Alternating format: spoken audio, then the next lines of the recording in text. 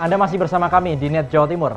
386 penerbangan setiap hari terjadi di Bandara Internasional Juanda.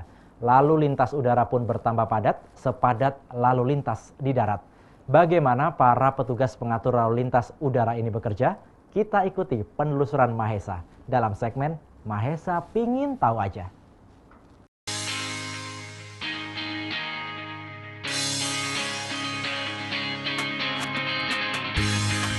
50.000 calon penumpang pesawat terbang setiap hari memadati Bandara Internasional Juanda. Wah, jumlah yang tak sedikit tentunya. Apalagi jika memasuki libur panjang, antrean calon penumpang juga ikut memanjang.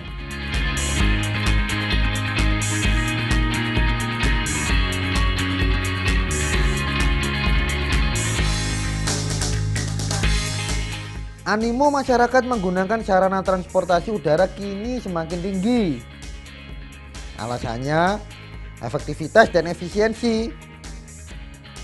Tak ayal, lalu lintas udara bertambah padat, sepadat lalu lintas yang ada di darat.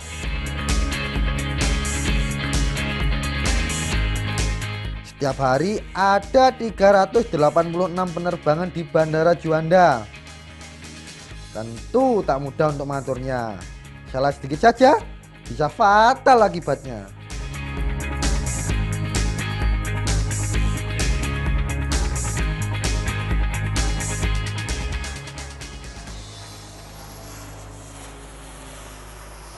Ternyata memang tidak cuma di darat lalu lintas itu padat, di udara juga banyak sekali pesawat yang lalu lalang, terutama di tempat-tempat dekat dengan bandara seperti saat ini.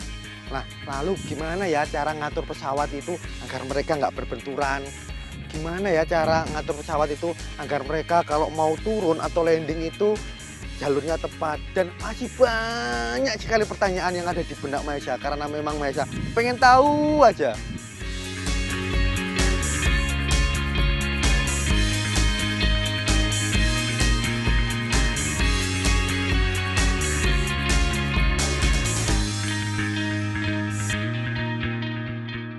Mahesa mendapat informasi pengaturan lalu lintas udara di Bandara Juanda dikendalikan dari sebuah menara yang disebut Menara Kontrol Lalu Lintas Udara.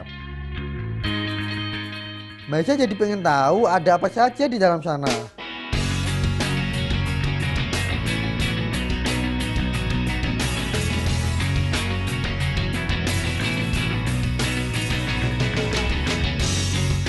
Oh, di sini ternyata tempat pengendalian lalu lintas udara.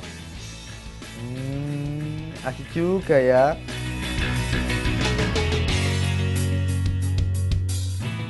Sebelum tanya-tanya, Mahesa pengen lihat dulu bagaimana para petugas pengendali lalu lintas udara bekerja.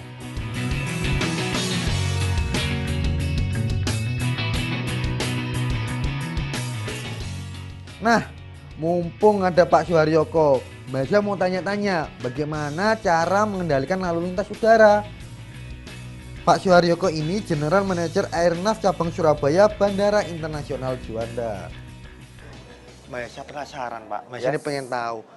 Dari dulu Mahesa kalau naik pesawat itu banyak pesawat, tapi kok bisa urut, rigid, turunnya, naiknya. Itu seperti apa sih, Pak, cara ngatur pesawat itu? Sebetulnya sulit bagi orang yang tidak paham, tapi untuk teman-teman kami adalah sudah terlatih, terdidik dari pendidikan tertentu, dan ketika mereka lulus kita sudah training melalui ground school dan school training berikutnya, sehingga teman-teman sekalian tidak mengalami kesulitan dalam melakukan suatu pemanduan itu. Dan teman-teman ini sudah selalu memegang license ya, tanda kecapakan khusus yang dikeluarkan oleh Direktorat Jenderal Pengudara, dan tiap tahun kita lakukan suatu updating, kita lakukan suatu upgrade kemampuan setahun 2 kali. Di sisi kesehatan mereka juga tiap tahun kita lakukan satu pengecekan. Jadi dalam kondisi sekarang alhamdulillah fit semua, kuat dan layak untuk melakukan satu tugas. Ya. Pak, saya penasaran sama ini, kan kebanyakan ini mbak ini, Pak. Tapi mereka juga handal ini mengatur. Kalau misalkan Mahesa, Pak, pengen belajar cara mengatur lalu lintas, sebenarnya apa sih, Pak, modal atau kemampuan yang harus dimiliki buat menjadi pengatur lalu lintas udara seperti ini, Pak? Begini, bagi adik yang pengen menjadi pengatur lalu lintas udara atau air traffic controller itu dasarnya adalah sekolah SMA, ya SMA. Nanti bisa masuk ke pendidikan yang ada di Indonesia. Pertama di Curug adalah STPI, terus di Medan ada ATKP, terus di Makassar juga ada ATKP, dan di Surabaya juga ATKP Surabaya. Disitulah tempat dilakukan satu penggodokan terkait dengan pendidikan air traffic control yang ada di Indonesia.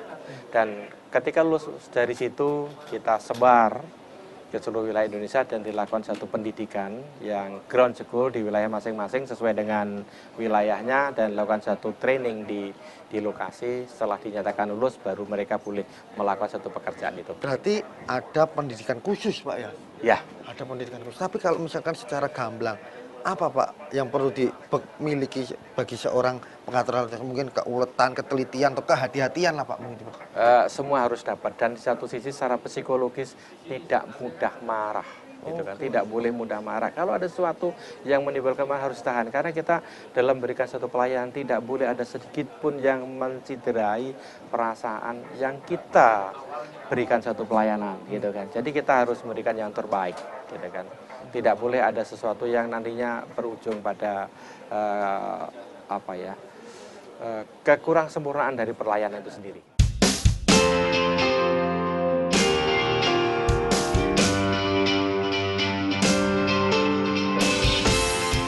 Wow, ternyata tidak gampang jadi petugas air traffic control atau pengendali lalu lintas udara. Meskipun sudah dilengkapi dengan peralatan canggih dan sistem, namun tetap saja mereka harus teliti, cermat dan sabar. Apalagi ini menyangkut soal keselamatan penerbangan. Saat ini petugas airnav Bandara Internasional Juanda 50 orang. Mereka dibagi dalam 3 shift. Masing-masing shift melayani hampir 120 pesawat terbang dalam waktu 7 jam. Jadi jika dihitung-hitung, dalam 1 jam, satu petugas airnav melayani 15 sampai 20 pesawat.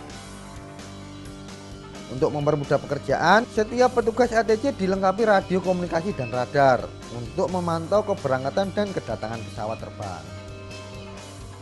Ada nggak, Pak, kejadian emergensi gitu, Pak, yang mengharuskan tindakan cepat gitu, Pak, tindakan-tindakan emergensi, karena selama ini kan semua kan tersistem gitu, Pak, terurut. Kalau misalnya ada emergensi atau pendaratan darurat dan sebagainya, gimana, Pak? Oh, itu Sudah ada teman-teman sudah SOP-nya terbiasa, SOP-nya ada. Jadi kita antara Airnav Indonesia dengan Angkasa Pura I Persero kantor cabang Surabaya sudah ada namanya Airport Emergency Plan.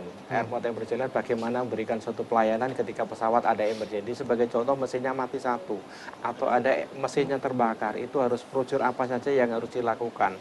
Dan tidak boleh ketika pesawat mendarat itu pesawat tingkat cederanya penumpang atau kecelakaan pesawat itu lebih serius, itu tidak boleh. Dan alhamdulillah di Surabaya belum pernah terjadi kejadian yang tidak diinginkan oleh warga masyarakat Surabaya maupun masyarakat penerbangan Indonesia tentunya.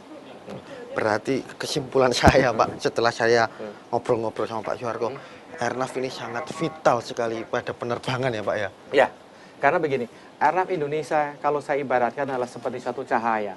Ketika cahaya itu ada, orang tidak mengerti bahwa pemanduan lalu lintas udara itu ada. Tapi ketika ada satu cacat sedikit saja, ketika udara itu gelap, orang kan bertanya, airnav itu bagaimana kerjanya? Saya ibaratkan seperti itu. Kalau Angkasa Pura, itu bagaimana bermain, ibarat Angkasa Pura itu seperti orkestra, siapa bermain musik apa gitu. Kalau airnav adalah bagian ibarat cahaya.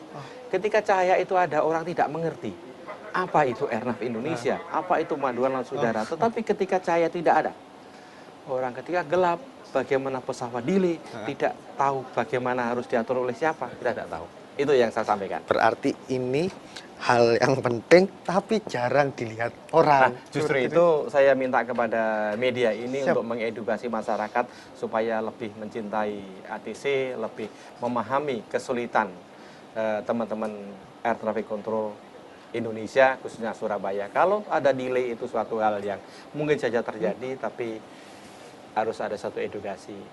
Kenapa terjadi seperti itu? Karena delay tidak mungkin kita create supaya orang itu tidak suka, tapi delay itu biasa terjadi karena faktor alam dan faktor-faktor yang di luar kemampuan air traffic controller tentunya. Oke, Ya. siap. Terima kasih banyak Pak Suharyoko Terima atas kasih, informasinya Mas. dan Oke, ngobrol-ngobrolnya. sama-sama. Ya. Saya masih pengen lihat-lihat sini, nggak apa-apa Pak ya? Oke, Lihat silakan. sedikit. Ya. Pak, mari Pak, terima kasih. Ya, silakan.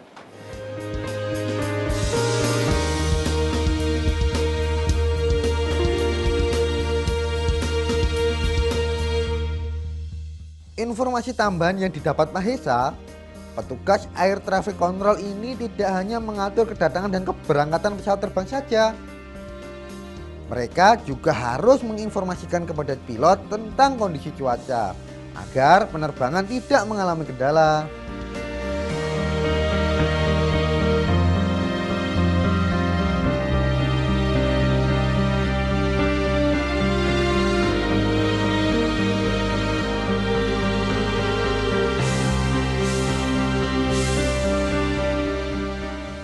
Mahesa kini sudah tahu bagaimana beratnya tugas yang diemban petugas ATC ini. Semoga mereka bisa terus bekerja maksimal demi kelancaran dan keselamatan penerbangan.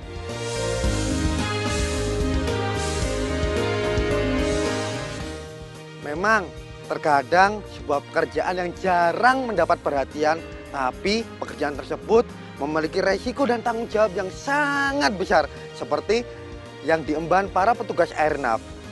Mahesa masih akan berkeliling mencari hal-hal yang menarik lainnya karena memang Mahesa pengen tahu aja